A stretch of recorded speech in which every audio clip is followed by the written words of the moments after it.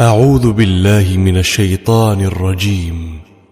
بسم الله الرحمن الرحيم. Bismillah velhamdülillah ve salatu vesselamu ala Resulillah. Sure Enfal tefsiri 50. ayet. ولو ترى إذ يتوفى الذين كفروا الملائكة يضربون وجوههم وأدبارهم وذوقوا عذاب الحريق.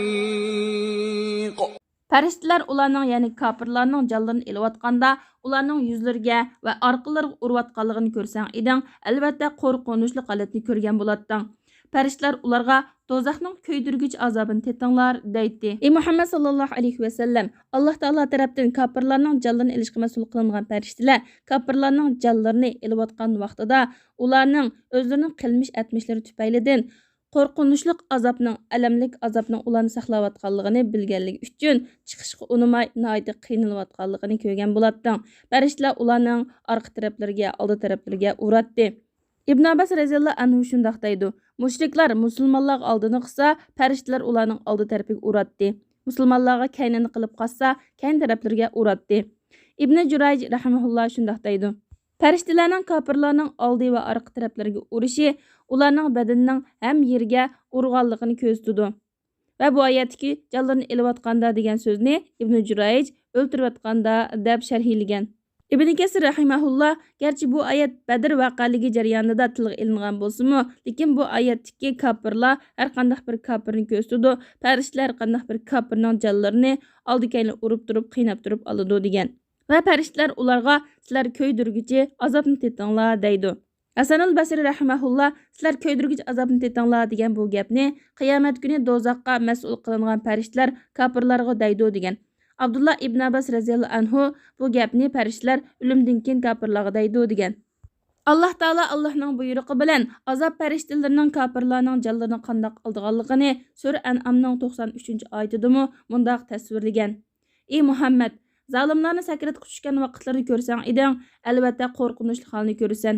Farishtalar, ya'ni azob farishtalari qo'llarini so'zib, sizlar jonlaringlarni chiqaringlar. Sizlar Alloh to'g'risida haqsiz so'zlarni qilganliginglar, ya'ni Allohga yolg'onni to'qiganinglar, sherik keltirganliginglar, Allohning bolasi bor deb nisbat berganliginglar va Allohning oyatlarini mansitmaganinglar uchun bugun xo'rlig'uchi azob bilan jazolansizlar deydi.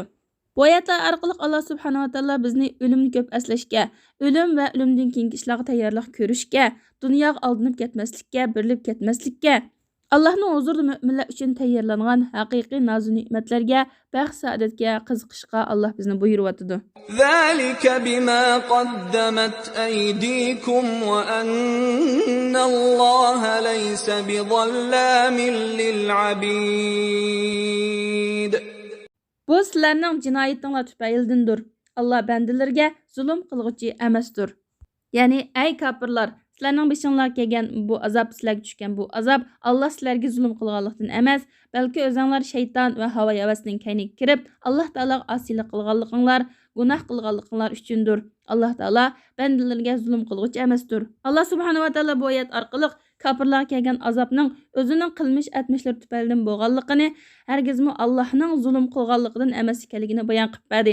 Alloh taolo qandoqmi bandalarga zulm qilsin? Alloh taolo maxluqotlardan hech biriga zulm qilmaydi. Alloh taolo nihoyatda odil zotdir. Alloh hikmat bilan ish qilg'uchidir. Alloh subhanahu va taolo hadis qudusida: Ey bandalarim, men o'zimga zulmni harom qildim, sizlarga ham harom qildim, o'zaro zulm qilishmanglar degan tursa, shundoq yana innalloha la yazlimu misqala zarra, Alloh zarra misqolchilik zulm qilmaydi degan tursa, Alloh taolo hargiz zulm qilmaydi, balki u nihoyatda odil zotdir.